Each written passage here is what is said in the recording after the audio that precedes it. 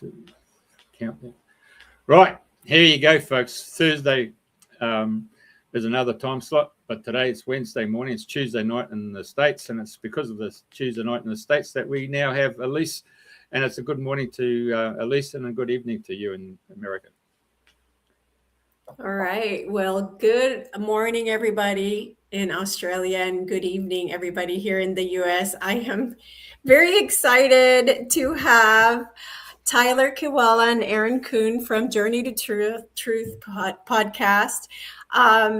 Amazing people. People that I trust with my heart, and that's what I bring them to you, because they just have been doing an amazing job of actually bringing the truth to light. And with that said, I want to say that, of course, everything today that we say is for entertainment purposes only. And thank you so much, you guys, for coming, Tyler and Aaron. Tyler, I'll start with you. I wanted to start real quick. How did you guys start this podcast? We started it, by chance. I don't know. We met, I think, nothing's by chance, right? Everything's not divine. Everything's divine. Yeah, divine orchestration. We met in 2018 at a disclosure conference in Loveland, Colorado, here in the States. And we were both there just like pursuing the truth on the awakening journey. And it was shortly after that Aaron actually came into St. Louis, where I was living at the time, where he's originally from. And, we were just chatting. We knew he wanted to do something. He said, "You want to start a podcast?" Sure, why not? No expectations at all whatsoever. There's St. Louis right there in the Midwest. We've hosted a few conferences there, and we've both moved away from the area now. But we started it in 2019. It was just basically a place, an avenue for us to have conversations with like-minded people.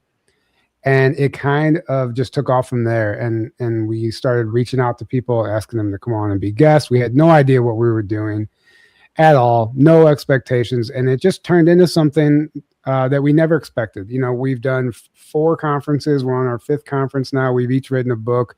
We've done webinars. We've done 2 documentaries, one which is getting ready to hit the streaming platforms. We're very proud of it, regarding the Secret Space program. And it's just turned into so much more than a podcast now. I felt like it was meant to be. I never planned on being a podcaster or an internet influencer or whatever. I never planned on any of that. It just kind of happened.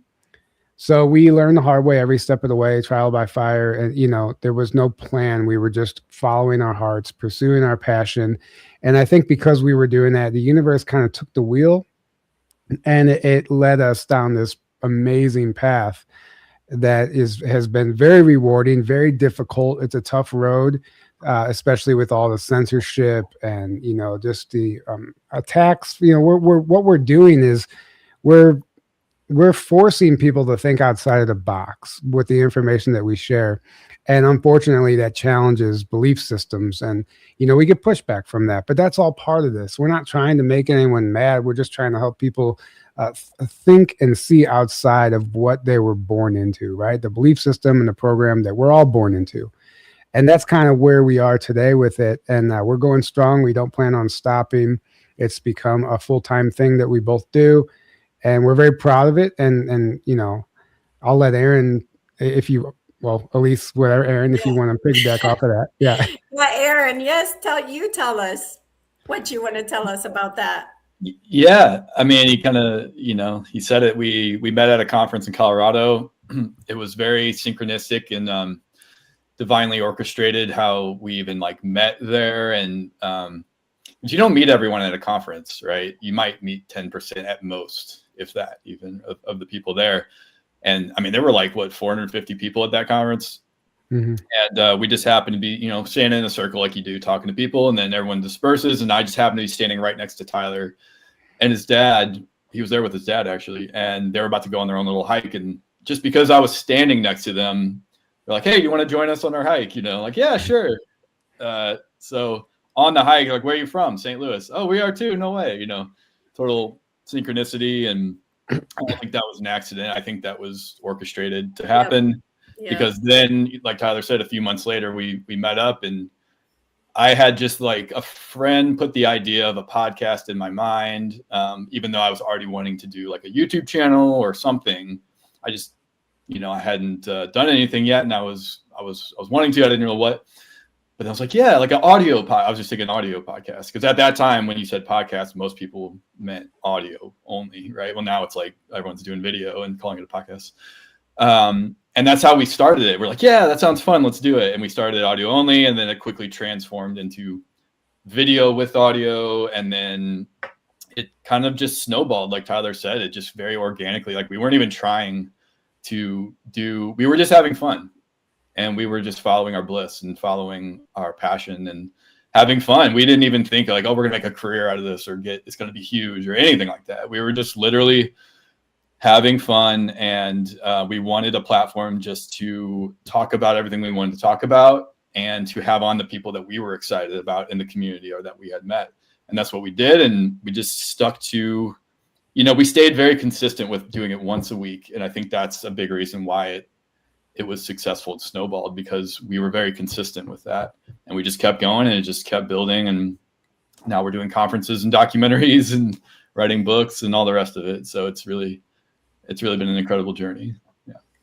Yeah, absolutely. So I know that probably in the beginning, did you think about like, do we need to have not a mission, but kind of like sort of an idea of what we want to talk about? Or really was it just about having the people that you liked on the show? Because I know it's kind of turned more into a secret soldier type thing, a little bit more that way. But was that in the beginning, was that the conversation? Because I don't think it was. I wasn't there in the beginning, so I'm not sure. No, I mean, that's all. Like that's always just been one topic of many that we cover. I think it's just one. It's a big one.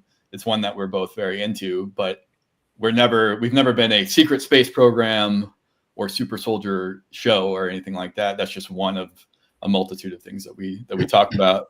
And especially at the beginning, I don't think we even had our first SSP experience around until about a year into the podcast.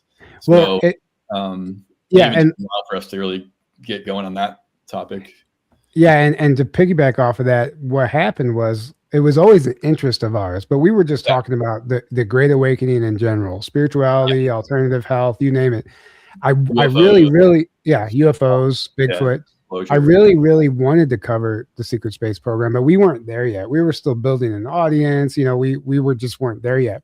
And at some point we decided to do a secret space program month where all month we just interviewed the whistleblowers at the time.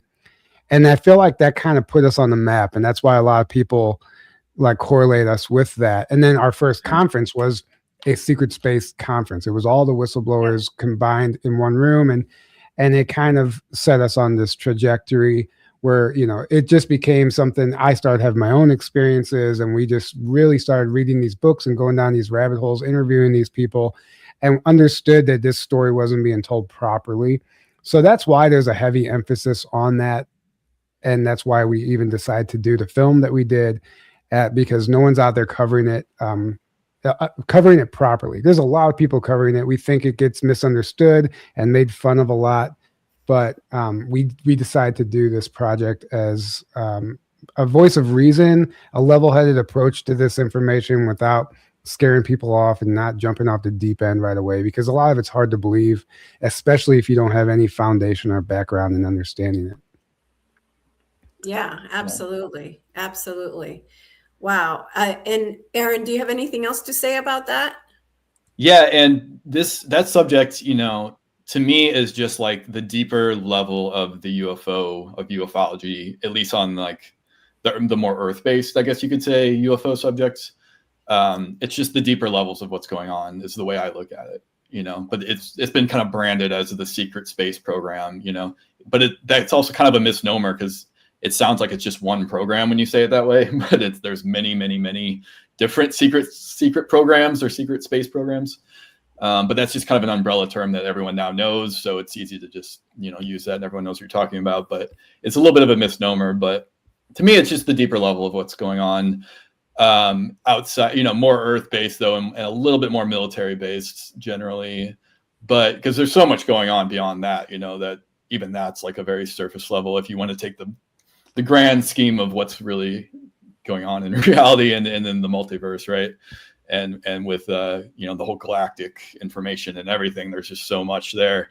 So this is just one little aspect, but since it's so earth-based and it's so like hits close to home in that way, I think it's an extremely important topic that needs to be out there, needs to be understood by people and taken seriously. And unfortunately, there's been a lot of damage done to the credibility in a lot of people's minds to this topic over the last few years. And that was another motivation that we had to keep talking about it and to also do the documentary that we did, was to kind of bring that credibility back and really make a case for it and make people aware that this is a very real, very serious thing that's been happening for a long, long time. And everyone needs to know that this is happening, Yeah, absolutely. Absolutely. And before we go on to the rest of this, I just want to real quick, because this is called Dreaming the New Dream, right? So it's about how normal people become these spiritual gurus and these spiritual way showers. So I think it's important for people to know, like, what did you guys do before you went into your passion, which then created another revenue in your life that you were able to leave the matrix.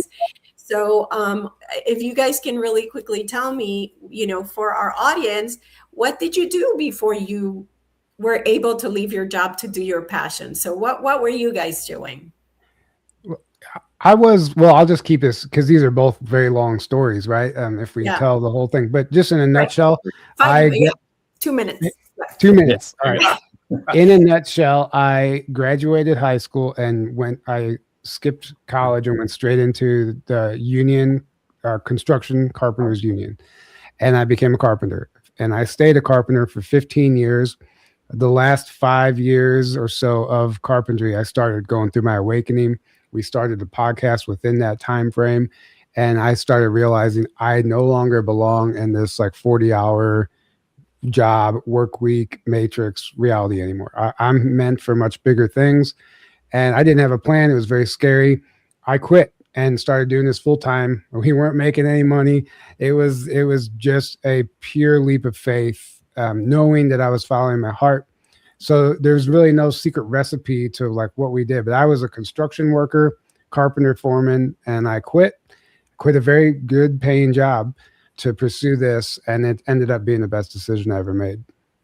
Awesome. Aaron, how about you?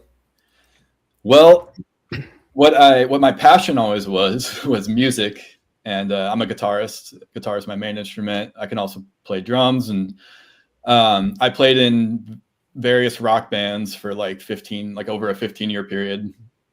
And I always did that while I worked my day job or my shop to pay the bills, and it was just a whole bunch of different retail jobs. I did data entry at one place for a little over a year. But every other job was like some retail job usually. And then I did my band, and did music. And for a long time, that's what I wanted to make a career out of, playing music, but it's just so hard to do. And if you play in a band like I did, unless you're in like a cover band or something, it's really hard to make money. And even if you do, you got to just tour so much. You're just on the road, way more than I would have been comfortable with. So at some point I kind of realized it's not really a viable option, for a career, for me at least. But then I still was at this point where, now I'm working this job and I'm making an okay money, but it's still not it's just like a retail job, And then I met Tyler really close to that time. And then we started the podcast.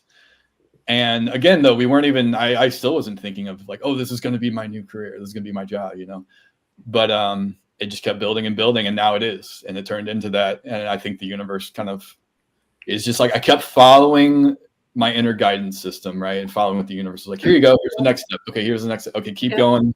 Keep following your what brings you joy and makes you come alive kind of thing. And now it's turned into that. So that's kind of how that happened. And by the way, Tyler, you quit your job way before I quit my normal Matrix job, and at a time where we weren't making like any money. So it was a way bigger leap of faith. Yeah. Right. Yeah. Yeah. But sometimes you have to be the example, really. And, again, it's about following what you're being told, because sometimes the universe, if you don't follow, it's going to make you follow. And when it makes you follow, it's not fun. I call it the tower moment. And you don't want a tower moment in your life. So it's a good thing that both of you listen to your heart, and and I'm so grateful, because here you are, right? You wouldn't be here in this magical place with, what I love about what you guys do is you get to meet so many people. And I think that's just so amazing. And, and you're also activating people as well. You are activating so many people. And so, through this huge thing you guys did, I know at least Tyler in his life got activated to remember some things that started to come in, as the universe puts little crumbles in the way. And so Tyler, tell everybody what started happening with you in your life as these guests were coming in, and all of a sudden these things started happening for you. How did it all unravel to get to a point where you now ended up writing a book? Well, it's a crazy story. I'm going to warn your listeners. It's hard to believe, but before I ever even got into this podcast, before I met Aaron, before I had my actual official awakening, things had been happening for years, but I hadn't snapped out of it yet. At some point we all hit that point in our life where it's like, oh, like this isn't the world I thought it was, right? I hadn't had that moment yet. I was still like 1 foot in. And this guy that I worked with in construction, this is a long story short, but I'll start with it just because this is how it got me into this. He was escorted off the job one day by these black government vehicles, and he went missing for like a month. I randomly run into him in this place, in this park near my house, an old military base. And in a nutshell, he tells me that he has been recruited to join this secret Mars program, like a secret space program. But it wasn't just like fluff. He had an incredible amount of information and knowledge about everything that was going on in the world, stuff I wouldn't learn about officially until years later. He was just bombarding me with all this information, like information overload about, weather, warfare, multiple timelines, human cloning, underground bases, frequency weapons, the UFOs, the secret Mars program, the time travel programs, all of this stuff. And he was telling me about all this stuff. And he said that he was being recruited to join this Mars program. And that he was specifically asked by whoever his handler was at the time to basically recruit me as well, ask me, convince me if I wanted to go. And he spent 3 months of his life, the better part of 3 months of his life, actively trying to convince me to join this program. And the day he told me he was going to leave was the last day I saw him. And then he went missing for 7 years after that. And I didn't go through my awakening until after the fact. And then I have my awakening. I learn about the secret space program, still forgetting about Larry, not really thinking about it. Then I hear Laura Eisenhower's testimony that she was recruited for this Mars program. And then I kind of froze. I'm like, wait, that's like that happens to other people? It's a real thing? And I had to rewind and reflect on that whole period of my life and ask myself serious questions and like replay it all.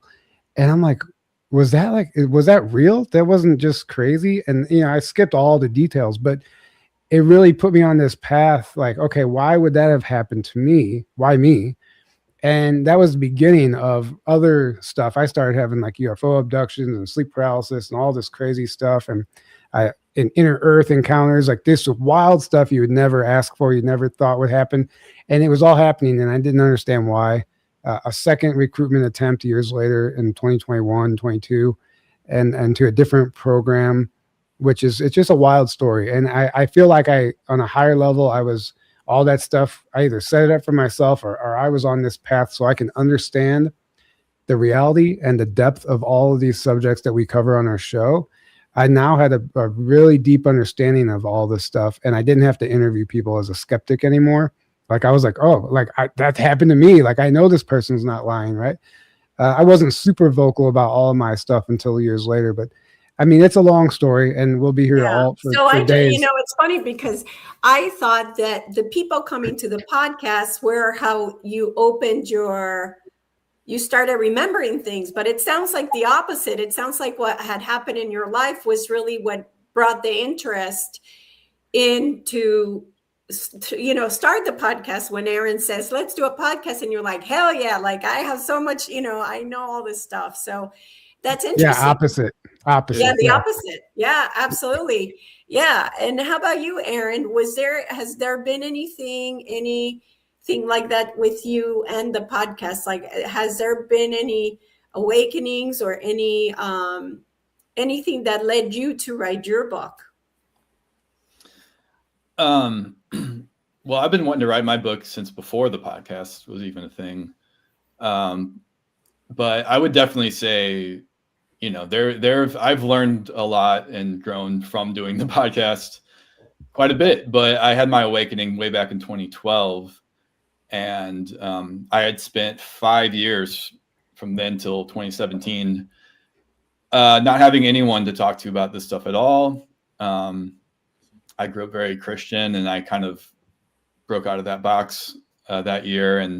But the rest of my family still was that and still is that. And then I had my Christian friends, and I had my atheist and agnostic bandmates and other friends. and no one was like anywhere close to the realm where like I could talk to about this stuff. And when I did, I tried to at first even, and it would get poo-pooed, and like especially by the main guy at that time. I was literally just getting out of one band and just starting another one with a good friend of mine at the time. And he was going from the Christian to the hardcore atheist transition at that exact time, where I was going spiritual and this stuff. So we started in the same and then diverged like very differently. And I was all excited, as I was trying to talk to him about all this, and he was just like, oh, that stuff's not real. That's crazy. That's BS, And I realized quickly I couldn't talk. I'm like, okay, he's just going to shut down everything. I can't talk to him. And then once we formed the full band, the other two guys ended up being pretty much on that same page as well. And I didn't have, and then any other friends were, if there were anything, were Christian. And again, there's only so much I could talk without it going against their beliefs and being like, oh, I'm ETs and UFO, what? Oh, New Age stuff, blah, blah, blah. It's like I'm like, okay. So I quickly realized like, okay, I can't really talk to anybody about this stuff. So I just kind of was on my own isolated journey, which in hindsight, I'm like, oh, I could have like done what Tyler did and found, the monthly MUFON group or the Coasties group, which he was going to before I even met him, or some group. I could have sought out other people in the St. Louis area or some kind of thing. But I was working full time, playing in a band, and I didn't have that much free time. And it just never occurred to me for whatever reason to do that during that period until 2017, when I hit a point where I'm like, I have to meet other people. I have to connect with other people. And the only way at that time I knew how to do that was to go to a conference, right? So I knew about like Contact in the Desert for a little bit before that, and I really wanted to go, but I couldn't quite afford it. But there was another one where I was able to go that year, which was called Eclipse of Disclosure, and it was in Mount Shasta. And that was one that it was in the height of like Corey Good's kind of popularity. And it was kind of some of the team he was working with at the time that put that on. Yeah. And Mount Shasta is a magical place in general. If anyone knows anything, I know Elisa, you've been there. Yeah. So that conference, being at that location and being that conference, it just changed my life completely. It was such an activating moment in my life, and all I wanted to do from that point on was to keep going to conferences or keep connecting with other people, and that's why I ended up meeting Tyler eventually, because I ended up I'm like, all right, what's the next conference? And then I went to Contact in the Desert 2018. And I'm like, all right, what's the next one? And the next one was literally like the sequel to that conference, which they moved it to Loveland, Colorado the next year. And they changed it from Eclipse of Disclosure to Dimensions of Disclosure. And that was Tyler's first conference. And that's how I ended up meeting Tyler. So again, it's like every time I've followed my passion, I've followed my inner guidance system, it's led me to like the next big step in my life where it's taken me to the next level every single time. So what has the podcast brought for you once you started the podcast? Like, how did that bring you to creating the book? Yeah, I mean, again, like I'd been wanting to write it for a while, but it's for was me, it something that had to do with the podcast, or it really didn't even have to do with the podcast? It was just you deciding to write it. It was just me deciding to write it. Okay. I mean, it has to do with like everything that we cover on the show, if you want to say it that way. And I talk about the first 3 chapters are kind of its own thing. It's kind of like philosophical. And then it gets into my story of awakening and then meeting Tyler and starting the podcast. And then I go from there into meeting my now wife, Amanda. And then she writes kind of her own guest chapter from her perspective of when we met, because it was so, again, divinely orchestrated and magical and crazy. So I do go into all that. So I definitely wanted to include that in my first book. And then outside of that, though, it's just kind of like it goes into so many different topics, but they all connect. And I really wanted to make a point to show how, like, look, all this stuff connects, and it really gives you an idea of the bigger picture of what's going on, where I'm talking about ETs and UFOs. I'm talking about spiritual concepts and metaphysical concepts. I'm talking about the so-called conspiracy, information, the ancient civilizations, what's the nature of reality at the deepest level, and it shows kind of how it all connects together. It's kind of all over the place, but I think I did as good a job as I could with that. But yeah, it's just kind of like, it's all stuff we cover on the show. And I think doing the show for, I don't know how many years at that point, definitely helped me in writing it. It's way better than it would have been, I think, if I would have done it years before that, especially before the podcast. So it immensely helped with it. Yeah. Awesome. So Tyler, you want to tell us about your book a little bit more in detail so people have an idea of what it's about? Yeah, I mean, I kind of told you what happened with the Mars recruitment and Larry. That's one of the big chapters in the book. Uh-huh. It's an awakening story, awakening through adversity or baptism by fire, whatever you want to call it. Like, it started off kind of really dark for me, and there's a whole part of the story where my mother passed away, and then I started having these things happen to me, and it just tells that story, that journey. But then it evolves into this book that I call it Tales from Another Timeline, where I start getting into these recruitment attempts into these secret programs, and then my own experiences, researching this stuff and corroborating the information. Then I started having memories from what I would consider our other lifetimes or other timelines. And they didn't really fit into this reality, but they were so real and profound. I was writing them down. And at some point I realized I need to turn this into a book. I need to tell this story. And I think what was happening to me was helping me understand the multi-dimensional reality, the nature of reality, like the many worlds theory of quantum mechanics, like the infinite worlds, like the infinite versions of us all existing simultaneously in these parallel worlds. And I think that I was kind of somehow tapping into memories from these other versions of myself. And I started to document them, and then turned into this book, right? And that's kind of what the middle part of it is. But also along the entire way, it's not just me telling a story.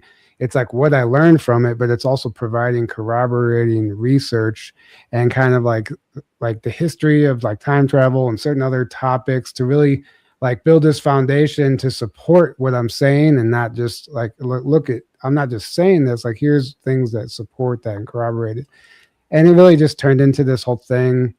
I knew it was going to be a 3-part book, and it's a lot. I actually kept I left a lot out of the book because it would have been just too long. And, there'll be a part 2 eventually, but that's kind of where that came from. Yeah, absolutely. And for those of you who don't follow me on my channel, Quantum Healing of the Soul, I had so many questions after reading Tyler's book that I reached out to him and I said, can we have some shows with the tarot cards to ask some questions about things that happen? Because I want to understand it better. I want to understand better about this bleed through and, how is he seeing places that he's dreaming about and he's been to, and just the last, they've all been mind blowing to me, Tyler, but the last one was amazing. Yeah, it was. Just incredible. I think I got a little bit more understanding of how the timelines bleed through into each other and things like that. So, if you guys are interested, that's also on my channel as well. And really super interesting information with all that bleed through stuff. Okay, so there's so much more. So continuing on to the amazing work that you guys have done, you did, was your first documentary the Cahokia Mounds documentary? Yes. Yeah, Okay. Cahokia Mounds. Yeah. Cahokia Mounds. Okay, so tell us about this documentary. It was really so well made. I want people to see it. So what would you tell people about it? What's in it? Information that was contained in it. Well, that we lived near Cahokia Mounds in St. Louis. It's like, it was 45 minutes from my house. And it's this ancient pyramid site in the middle of the country that really no one knows about. It's in Columbia, Illinois, essentially. It's in Cahokia, which is like near Columbia, Illinois, but it's technically in Illinois, not St. Louis, but it was still on the Illinois side. Yeah, it's just south of like Collinsville. Yeah, there it is. That's it. Yeah. So that's the big Monk's Mound step pyramid. Anyway, it started to really fascinate me once I started going through my awakening. I had never given it a second thought, and I don't know. It was kind of a weird off the hook idea. I don't really know why or how we decided to do. I kind of remember now. I remember learning about it and understanding it was really significant. And then when I tried to research it, there was nothing. Like, there was just basically all the mainstream narratives, and there was really no alternative perspective. And I felt like there was a story that needs to be told here, and no one's telling it, or no one's at least even asking the questions. So that's what we did. It took us years, and we were filming. Then we threw it in the back seat whenever COVID hit, because it just seemed very uninteresting at the time, because the whole world was just changing before our eyes. And eventually everything settled down enough for us to really pursue it and finish it. And, in fact, Aaron brought a camera. We would go to this site after our conferences, and I think it was the 2023 conference. Aaron, we started in 2020, right? But the one where you interviewed Brad, that was 2023. Yeah. So it was that conference. Aaron brought his camera. I kind of hadn't even I kind of was like, are we going to finish this or not? And then I thought, well, maybe we'll just turn it into like a quick 30-minute video or something. And Aaron decided to start just filming people after that conference. And the next thing you know, we had this amazing footage, and I started putting it together. And thanks to Aaron even doing that. And I was like, oh, this is a whole thing. Yeah, this needs to be a full movie. Yeah. And it just turned into this amazing thing where I really felt like I was guided by, for sure, by spirit. And in particular, there's the beginning of the film. And Jace got amazing drone footage. Yeah, we actually have, in my opinion, some of the best drone footage to date of the site. It cost so much at the time to buy drone footage of that site that it was way cheaper for us to literally fly our friend out and pay him to do it was cheaper for us to fly Jace out from Arizona and back than it was for us to buy one really short clip of right of Monk's Mound. Right. And And it was we're very proud of this. I mean, it was amazing. I think it really still is a great film, especially a first time thing. It just came together. Clifford Mahudi, who's a Zuni elder, one of the Native American elders in the film, he transitioned before this film was, before we made this film. And it hit me in the middle of the night one night. Like, I swear he came to me and I'm like, I had this film, we were putting it together. I'm like, it's missing something. And I had been getting all these synchronicities, these hawks and all this stuff. And then all of a sudden, I'm like, oh my gosh. I like literally heard in my head, like, add Clifford, include Clifford. And we had a podcast with him. And as soon as I did that, like, it started shaping up. And I felt like he was like this guiding hand throughout the whole time. And the whole film's dedicated to him. And it ends with this big, long monologue of him just kind of sharing some ancient wisdom, Native American star knowledge. And yeah, so that's that film. And Aaron and I traveled to a couple places. Harry Hubbard, a guy who had some artifacts. It was a whole thing. And it was just kind of amazing that it even came together, but it did. Yeah, no, it was amazing. I definitely think you have a connection, obviously. What do you want to tell people so they have an idea of what your conclusion was on these mounds? What do you think they were? Well, Aaron, you can take this if you want. I mean, I know what I think. Okay. Yeah. I think they're a type of pyramid, so to speak. And they do seem to be so how like pyramids around the planet are in like Orion's belt formation or different constellations or star formations. Yep. Well, the mounds here and many other mounds are the same exact thing. In fact, if you look from above, it matches Orion, the constellation, the entire constellation of Orion perfectly. All the mounds in Cahokia, it matches identically to Orion. So clearly I think they're way older than the mainstream tells you. I think they were built differently than the mainstream tells you. They clearly had very advanced knowledge and there were giants involved. Absolutely. There were probably giants involved and some advanced technology involved. I think they're basically a type of pyramid and they're on ley lines. And whether, I've seen different, I've heard people's different theories about what the mounds were, whether like, oh, that was just the base. And then there was like a further up pyramid in the past that, made an actual pyramid fully, or something else was just built on top of it. But it's still kind of functioning as a pyramid. I'm not sure, but it's something along those lines. And,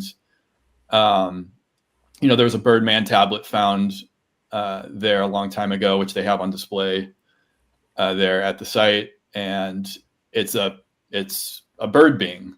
And that, the mainstream narrative, they tell you, oh, they dressed up as these bird beings. And it's like mythology and they, it's there to honor the gods. And it's like, well, yeah, because there probably were actual bird-like ETs, bird beings that were either there or that were involved, that were connected to at least that civilization going back many thousands of years. Right.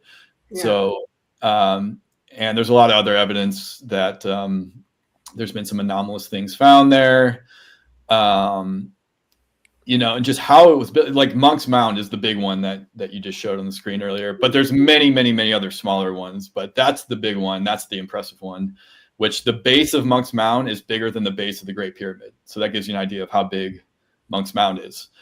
And the base of Monk's Mound is 3 feet thick of compacted granite, which the nearest of that is like 500 miles, 75 to 100 miles away or something like that. I thought it was like 500 miles away, but not that far, but it's far.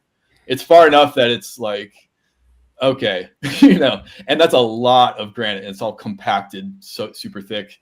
And as John Ford, who you just showed on the screen there, pointed out, that much granite weighs just about as much, if not more, than the dirt on top of it. And there's a lot of dirt. And they want to tell you that like, oh, they just, millions and millions of buckets of dirt. And, it's like, the mainstream narrative basically doesn't even add up with how that was created, in my opinion. And, or why it was created, why they would put so much effort and work into just creating a mound that big, so basically, the point of the documentary is to cover the deeper aspect of what's going on with these mounds really, and who who was this civilization, and were they actually very advanced, and were there ETs involved and things like that. And I just want to add this because I think it's important. Once we put the film out, before our YouTube channel got taken down, it was really gaining some traction because it was just in the algorithm of Cahokia Mound outside of our channel. And we were getting a lot of like mainstream normie people watching it. And the comments I wasn't expecting was that we were disrespecting the Native American culture by saying it was built by somebody else, like an older civilization. And a lot of people were really offended that we were taking that credit away from the Native Americans. But if you look at the evidence, the Native Americans, they moved in. Like these were built they were much older, far longer ago. And so that was interesting to me. And so you don't even realize the type of pushback you're going to get from doing a project like that. So like you think like we're doing like the world a favor, right? Doing this documentary. Right. And then instead you get this pushback from people that say we're undermining their culture by saying they didn't build it, when in fact they couldn't have built it if you really want to do some real research, you know. But anyway, it's out there. If anyone's interested to watch it, you can go to our website, journeytotruth.online, and click the link, or you can just go to our YouTube channel, Journey to Truth Podcast, or Rumble, and scroll through our library and find it there. There's no charge for it. It's just a free documentary on those platforms. So, or our Patreon if you want to watch it on our Patreon. And there have been other people. I know Graham Hancock's been there and talked about it a little bit. I know David Icke Childress has been there and talked about it. I think William Henry. There's a lot of other names, like big name people that have been there or at least talked about it and covered it. It's been on Ancient Aliens, a really short, amount. It's been on Ancient Aliens, but still, it's not out there enough. It's not like on the level of like Machu Picchu or the Great Pyramid, the pyramids, or all these other things that get way more attention. And a lot of people have never even heard of it. Like we barely knew anything about it when we started the documentary, and we live in St. Louis. So, but Brad Olson, I think he had been there before as well, right? Yeah. Well, he grew up in Chicago too, and so he was closer. But yeah, it just deserved way more attention and way more than it had ever gotten. So that was another motivation for the documentary. Yeah, and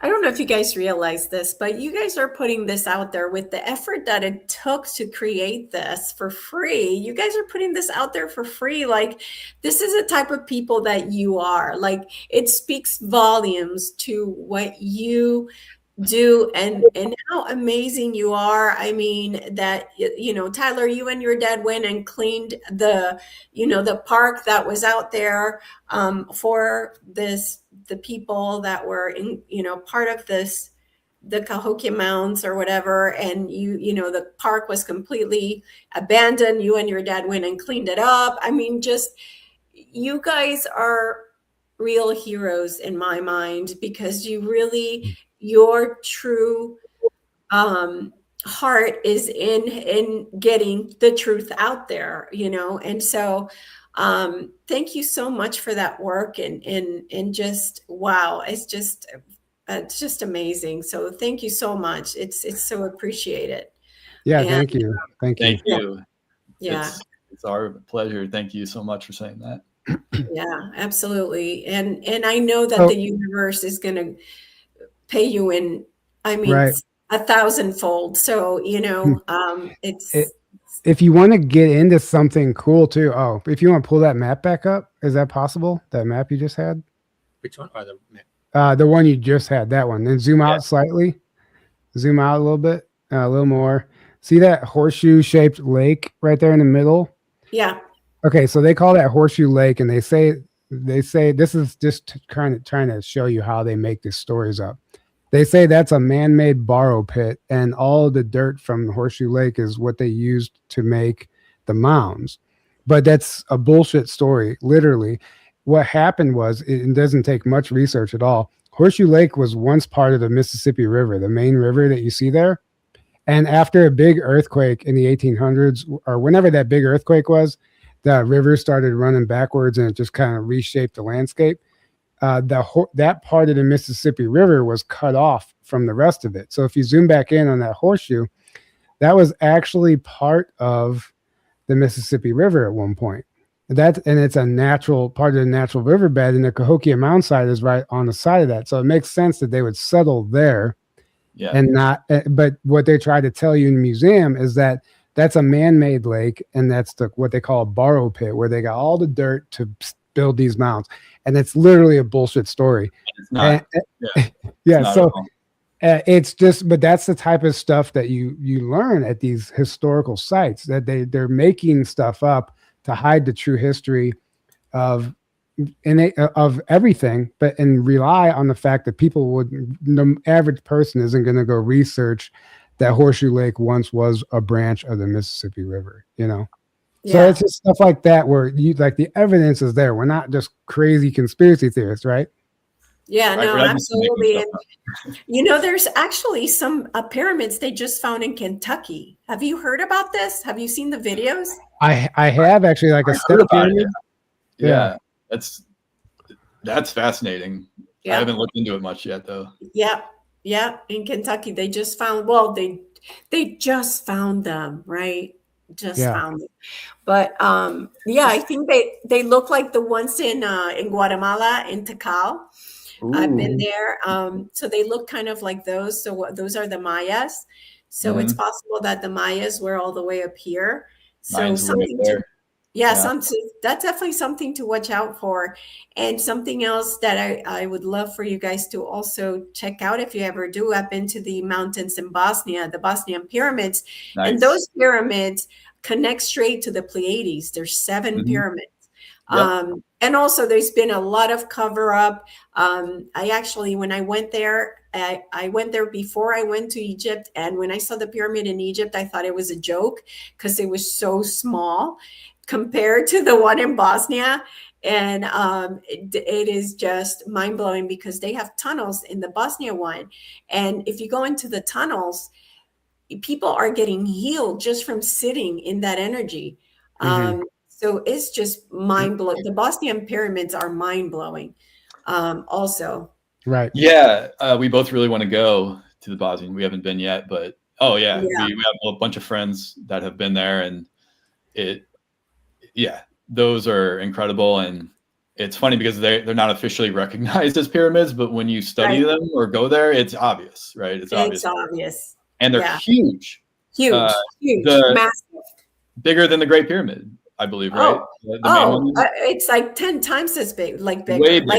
It's a whole city. Like if you go to the Giza pyramid, it's a tiny little, building size pyramid. Like you go over there, it's a whole town underneath the pyramid. It's you can't even compare it. It's crazy. Okay, so I digress. So because we have more to cover. Okay, so there is a second documentary that you guys have put out. I have not had time to watch it, even though I'm part of your Patreon. So tell us about your second documentary, what's in it, and of course, how people can get there and all that good stuff. So the second one is a very ambitious project to cover the secret space program in a way it's never been covered. It took us 3 years of filming, traveling, going to some military sites, boots on the ground investigations, and really building a case for the secret space program. And it's what we're realizing with mainstream ufology is that they're really trying to erase the history of ufology with these new documentaries and this just drip disclosure. They're literally ignoring and acting like all of these decades of history never happened. These UFO crash retrievals. I mean, there's just so many things, including developing out a parallel space program. Parallel to NASA. So behind the scenes, this secret space program was being developed out while the whole world was left thinking that rockets were the only way to get to space, right? And there's a whole story to be told there.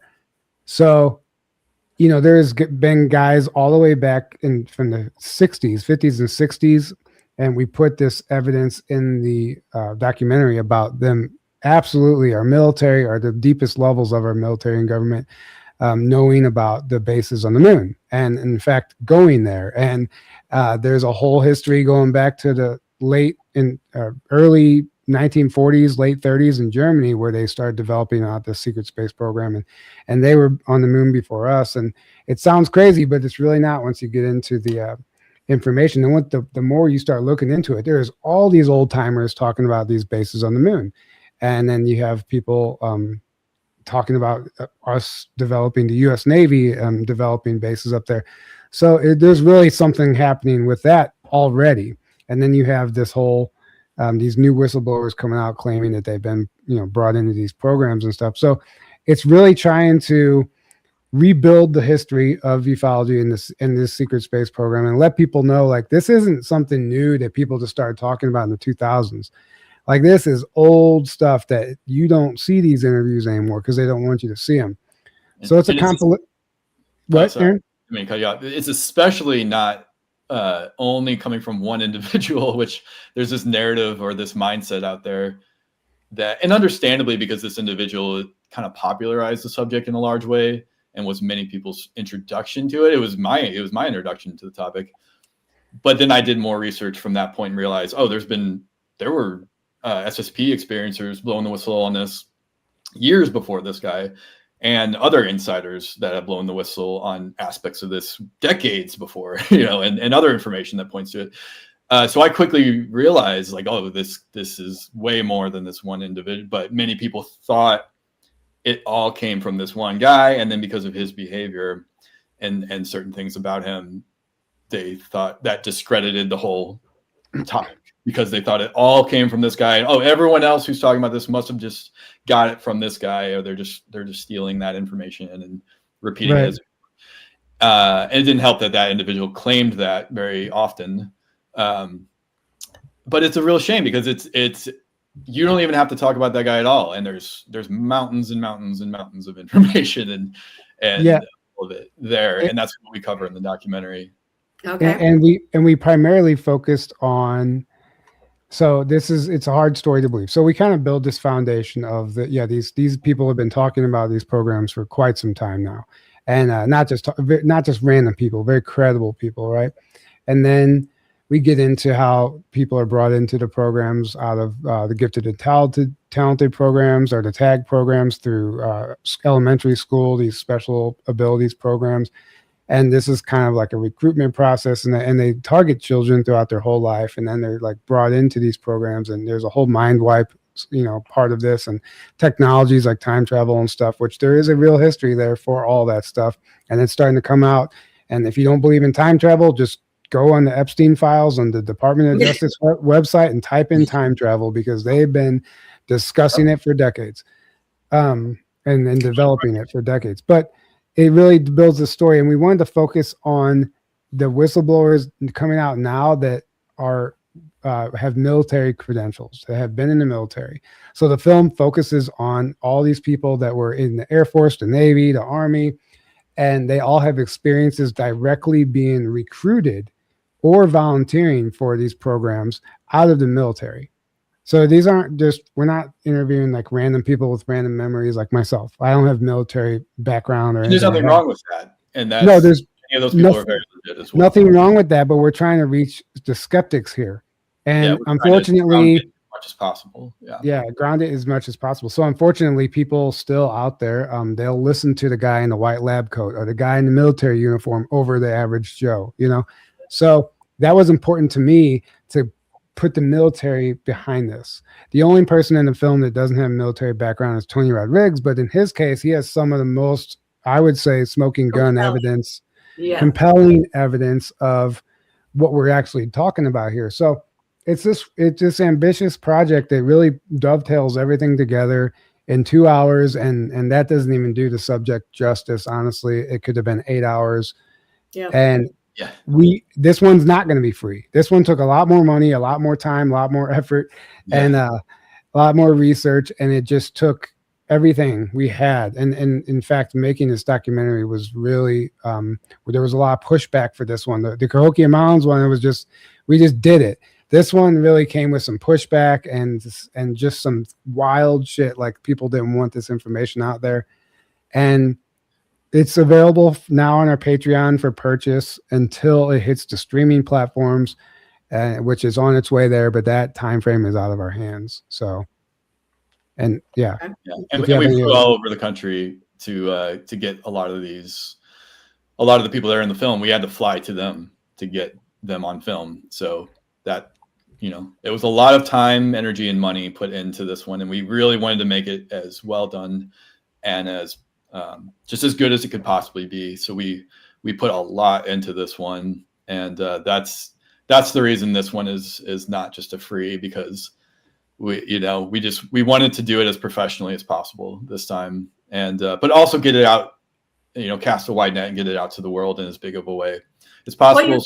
So hopefully it'll be on like Prime streaming or Tubi or some of these other platforms that you don't necessarily have to buy or rent it. You should be able, if you already have Prime, hopefully it'll be available there, or Tubi is like free with ads, or some of these other free with ads platforms as well.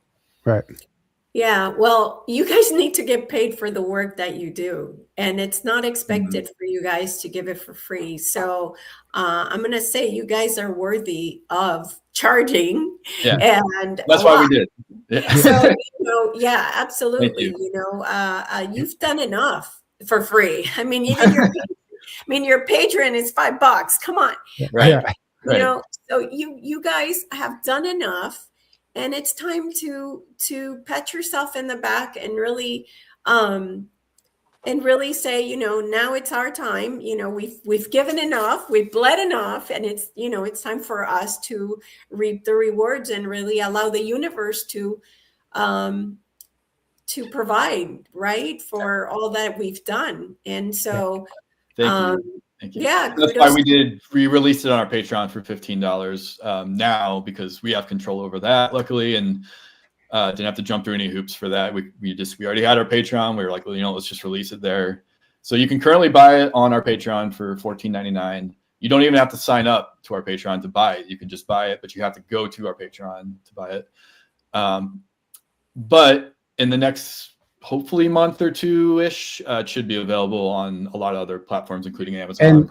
And I just realized we never really said the name of it. A Lifetime of Silence Behind a Green Door is what it's called. If you scroll back up, you'll see it at the top there. It's the pin post.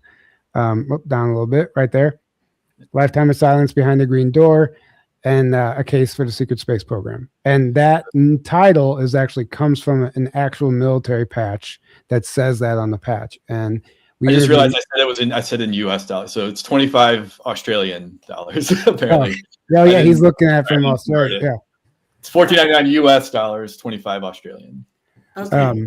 But that patch is a military patch for a secret program called literally Behind the Green Door. And we interviewed Mary Beaver, who's a former U.S. Army veteran, human intelligence analyst, who has literally seen the Green Door and been shown pictures from a meeting at the Pentagon, what exists beyond this Green Door underground. And it's everything UFO and extraterrestrial that's not supposed to exist. It's all there, and each one of these deep underground military bases has one of these doors that is like an entrance to this whole secret reality that we're just literally kept in the dark about. So the film is trying to open that green door, right? It's trying to open that door and show people what's really going on this planet and off this planet. Wow. Okay. All right. And yeah, anything else, Aaron? Were you going to say something? I was just going to ask me.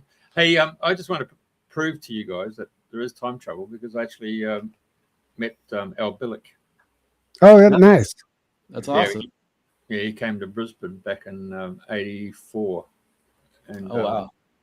Yeah, he turned up at a meeting that was taking place on a Monday night with Dr. J.J. Hertag. Yeah. Oh, yeah. Love J.J. Hertag. Yeah, nice. Yeah, I just met him recently, actually, here in Sedona. Oh, did you? Yeah. So he, at the finish, he just stood up and said, does anybody know Project Rainbow?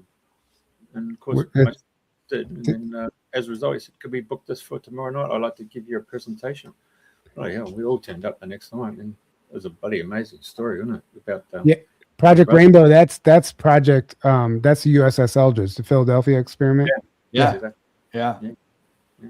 Oh, yeah, he was disclosing, I mean, yeah, he way back in '84. Yeah, that's incredible. Yeah, he was out there for many years talking about time travel and all kinds of crazy stuff, and Montauk and all that.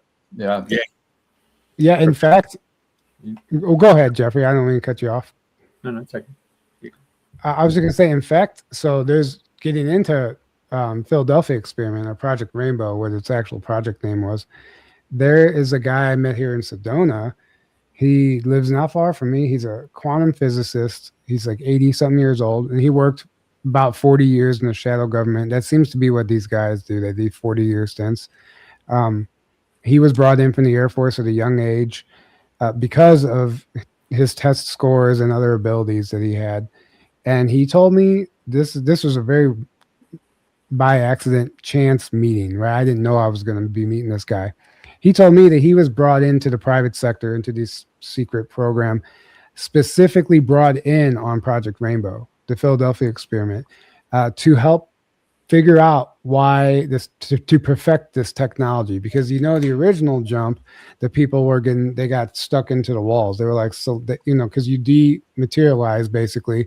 And then when you rematerialize, they basically ended up in these hardened surface because you're literally tearing apart the fabric of reality.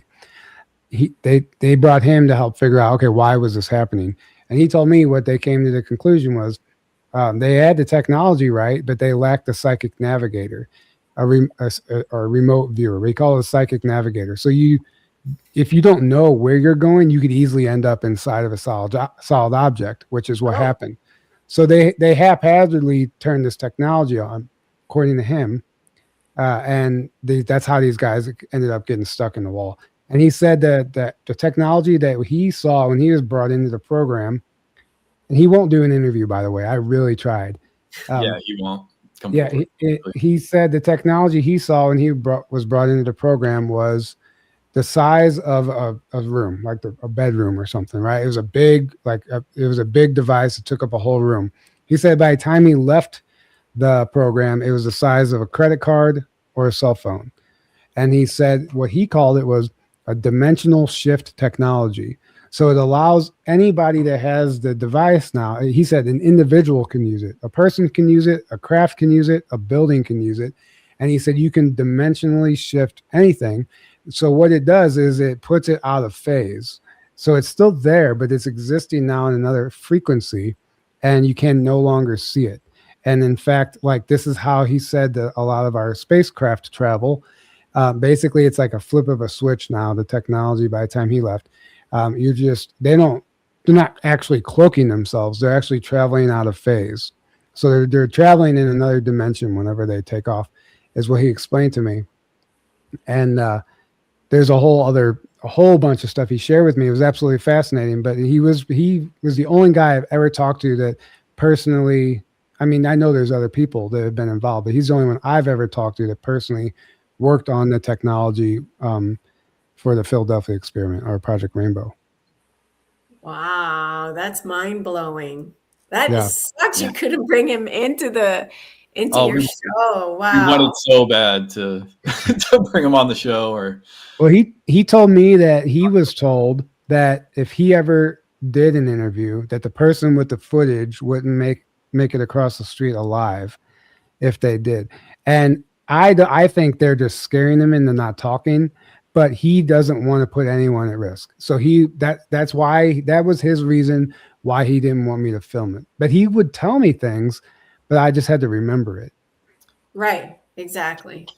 And you can't reveal his name either publicly, right? I could, but I'm not going to, because his name is publicly known, but not under the guise of this whistleblower. He has a business.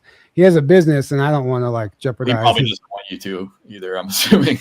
But I will say this: he makes water filters, and I should just say his name, but we already decided not to. He makes these water filters that he claims is like a technology that was reverse engineered from extraterrestrials, and it's basically, it's not necessarily a filter. He calls it as like quantum technology or something.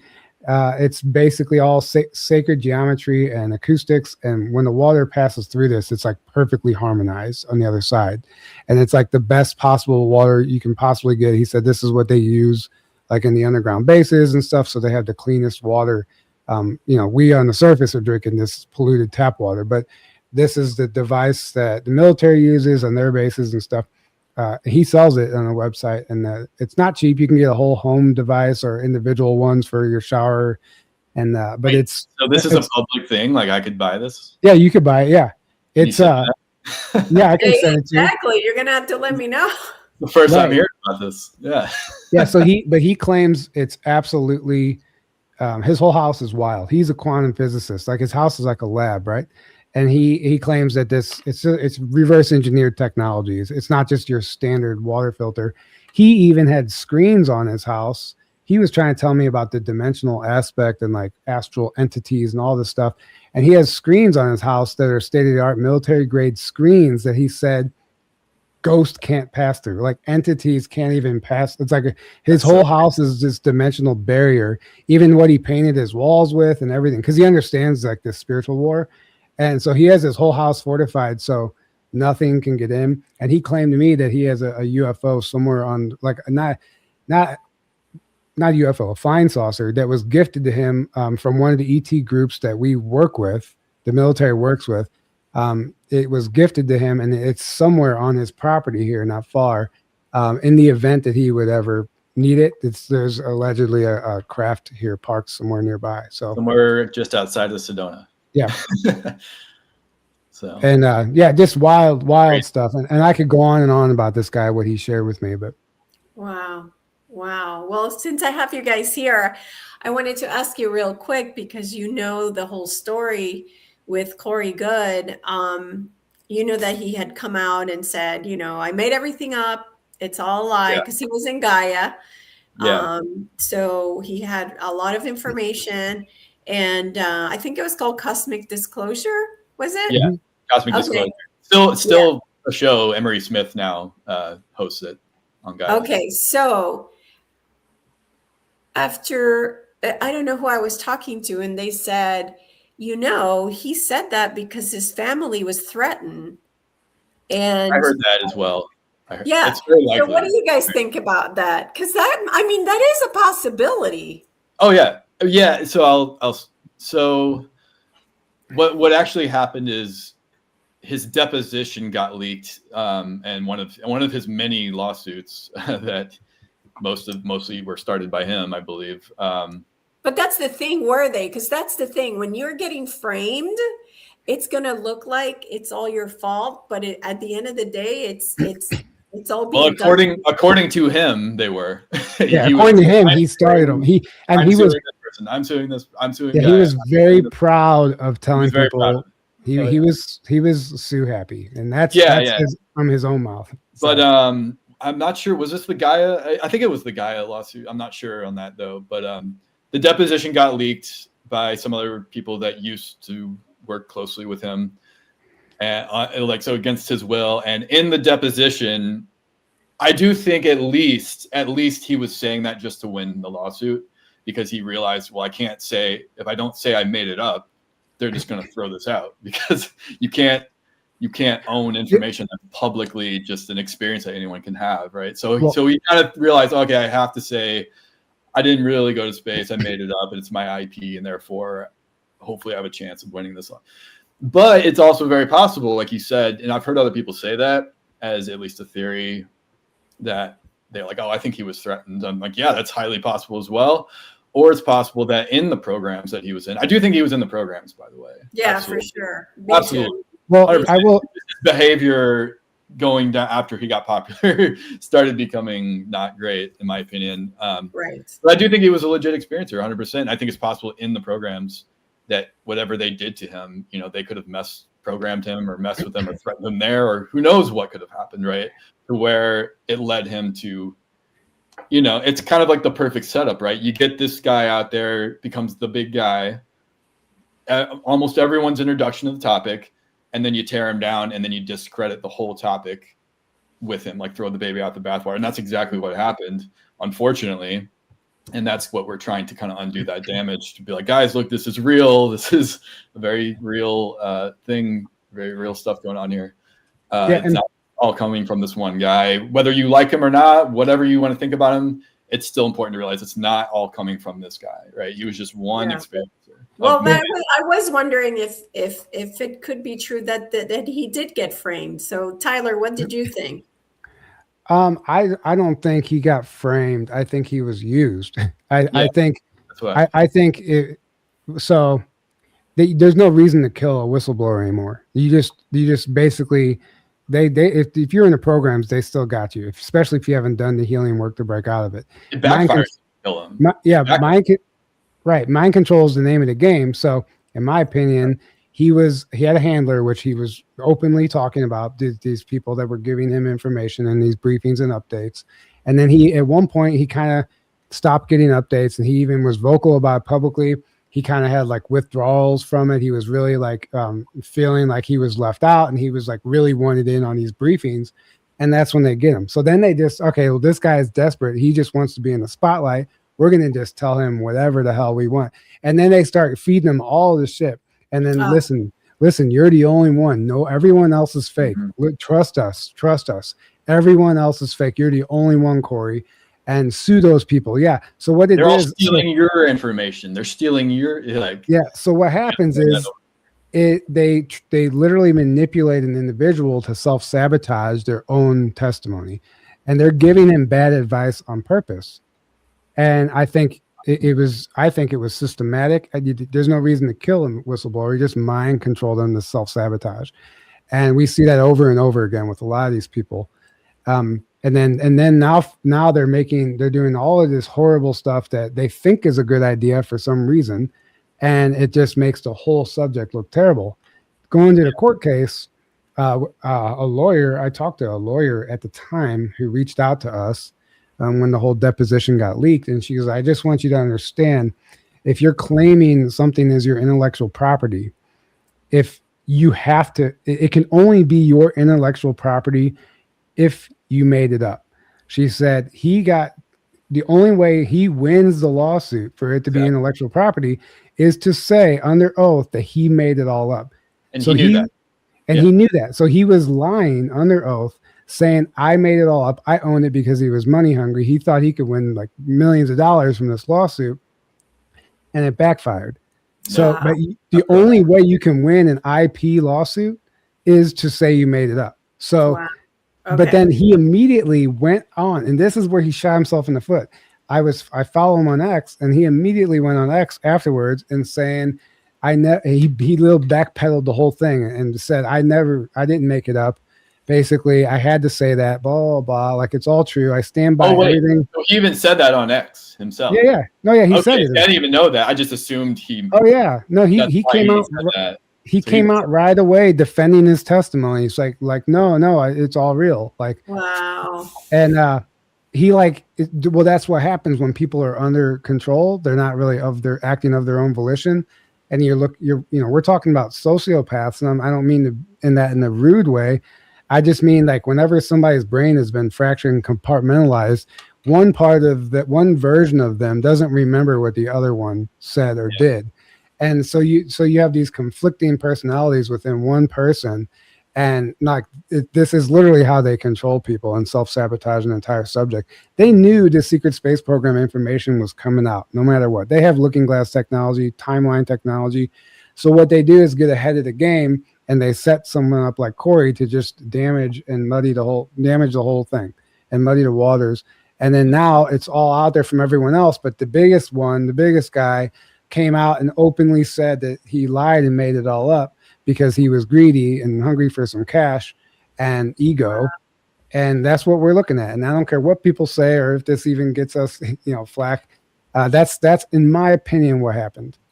Okay. Interesting. Well, I'm glad I asked you. So the last thing I wanted to ask you guys about before we go is your amazing conference that's coming up in April. Tell everybody about what's going on with that, and if you have any openings.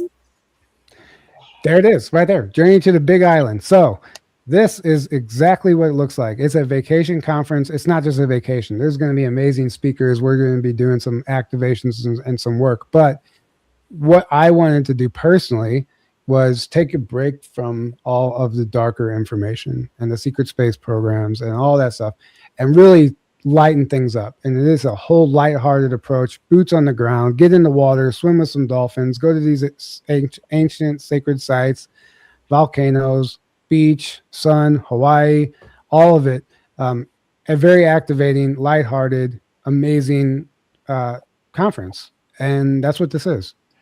And there's so much to say about it. But I've been talking for a while, so I don't know, Aaron, if you want to hop in and say anything about it. But there are spots, to answer your question, there are spots available still, and there are virtual passes if you can't make it in person. Awesome. Yes, Awesome. 5 days on the Big Island, all amazing, phenomenal speakers. I mean, we're, like you said, we're gonna swim with dolphins, go to sacred sites. It's going to be a magical, amazing time. So if you can make it, you don't want to miss. Yeah, definitely. I mean, I feel like it's going to be a small group, which I think makes it very special, and really opens the opportunity for magic to happen and synchronicities to happen, and who knows, how many ships we can get to show up, like we did in Sedona, Aaron. I mean, in Mount Shasta, when you met Amanda, and we were, together in that group, and we were able to see, I don't remember how many craft we saw. Exactly. Yeah. Yeah. So yeah, it really is an amazing time when you get together with people that are connected to the stars. And so definitely check it out. Guys, thank you so much for coming here and talking to us, and just being yourselves and helping humanity and everything else. Yeah. Thank you for having us on and appreciating our work and what we do. That really means a lot. Thank you so much. You're welcome. And and just again, for people asking in the comments, journey-to-truth.online, you can find everything we do there. So that everything's under one umbrella. That's the best way to find anything, or email us. .online, not .com. Yeah, .online, and also on YouTube. It's what's it on YouTube? Just Journey to Truth podcast. Okay. If you just search Journey to Truth or Journey to Truth podcast, you'll come up first thing. Perfect. All right. Thank you, guys. Thank you for being here. Yeah, thank you so much. This was a blast. So fun. Get them back again, Elise. Get them back. Okay. Yeah, absolutely. Totally. All right. Thank you very much. Appreciate it.